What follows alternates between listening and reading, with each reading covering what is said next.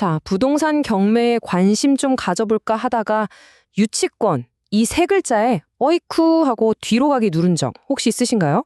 네, 맞아요. 많은 분들이 진짜 까다롭다고 생각하는 바로 그 함정. 바로 임차인 유치권 문제인데요. 오늘 제가 이걸 아주 시원하게 격파하는 방법을 알려드릴게요. 자, 한번 상상해 보세요. 진짜 마음에 쏙 드는 경매 물건을 딱 찾았는데 세상에 유치권 신고액 1,350만 원.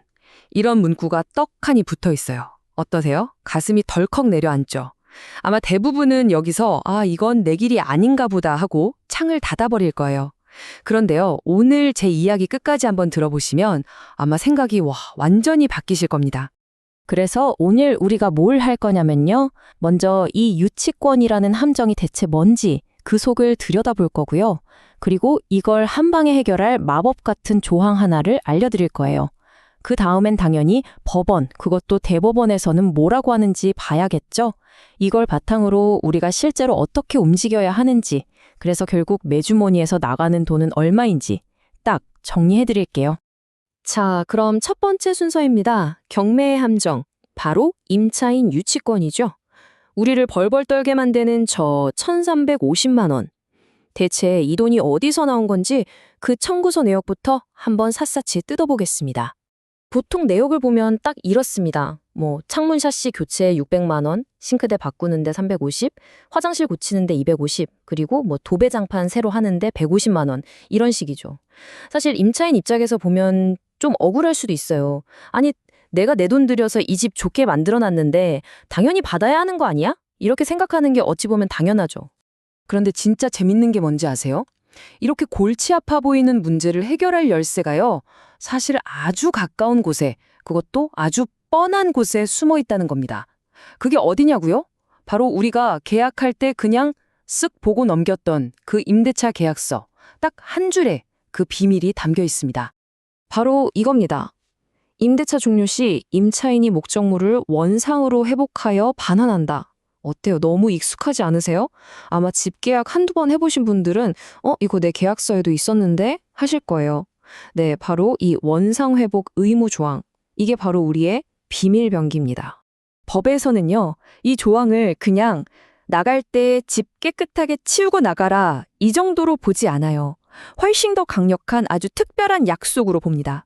그게 뭐냐면 제가 이 집에 사는 동안 들인 수리비나 인테리어 비용 같은 거 나중에 돌려달라고 하지 않을게요 하고 스스로 권리를 포기하는 약속이라고 해석하는 거죠. 유치권의 뿌리가 되는 비용 상환 청구권을 스스로 포기한 셈입니다. 결국 결론은 아주 간단해요. 계약서에 이 조항 한 줄이 딱 박혀 있으면 임차인이 나 돈 들였으니 유치권 행사할 거야 라고 주장할 수 있는 법적인 근거가 그냥 처음부터 없어져 버리는 거예요. 정말 엄청난 힘을 가진 조항이죠. 자, 그런데 이거 그냥 우리끼리 하는 얘기 아니야? 진짜 법원에서도 그렇게 생각해? 하고 궁금하시죠? 당연히 확인해봐야죠. 우리나라 최고의 법원, 대법원에서는 이 문제를 두고 어떤 판결을 내렸는지 그 확실한 근거들을 지금부터 보여드리겠습니다. 법적으로 임차인이 돈을 달라고 할 수 있는 비용에는 크게 두 종류가 있어요. 하나는 필요비라고 해서 보일러가 터져서 고쳤다거나 하면 집을 유지하는 데 꼭 필요한 비용이고요. 다른 하나는 유익비인데 이게 바로 집의 가치를 객관적으로 올린 비용, 예를 들면 샤시 교체 같은 거죠. 대부분의 유치권 분쟁은 바로 이 유익비 때문에 생깁니다.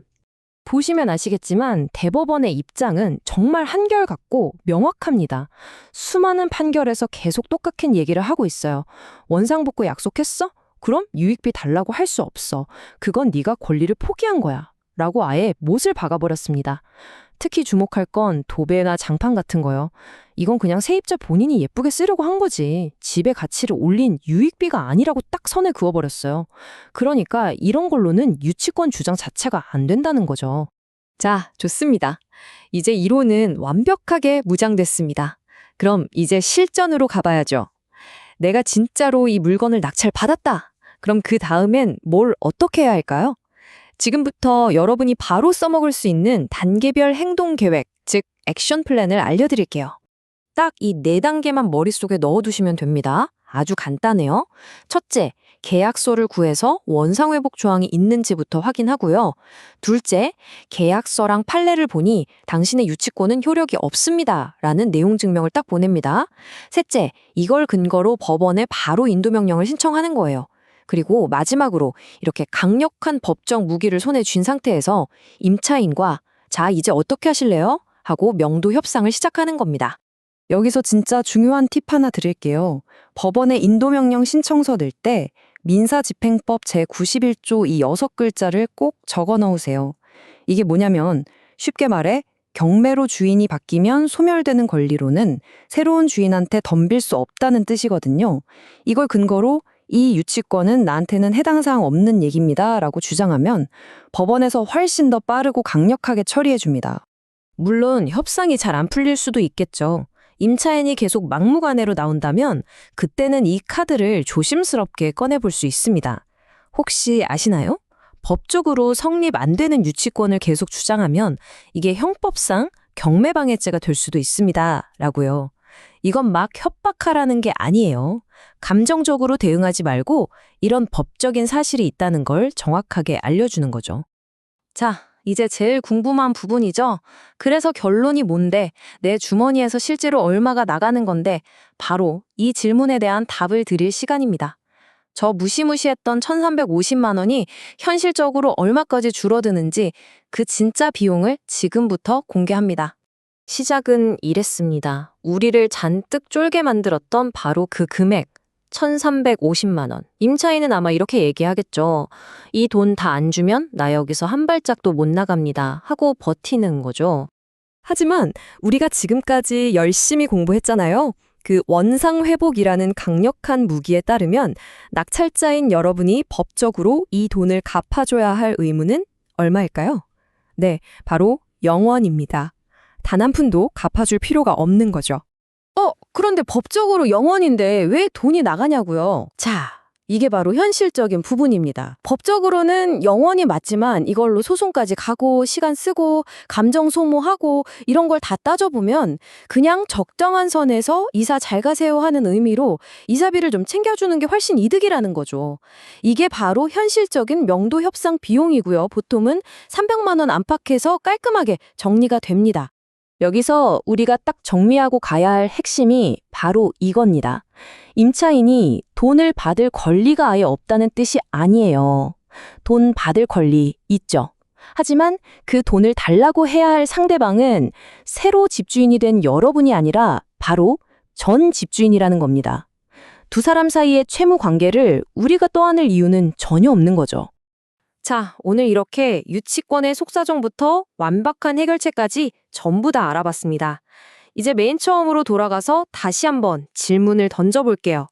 이렇게 임차인 유치권이 떡하니 신고된 경매 물건, 과연 이건 잘 모르는 사람들이 겁먹고 피해가는 함정일까요?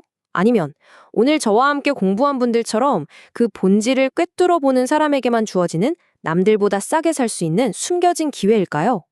이제 그 판단은 여러분의 몫입니다.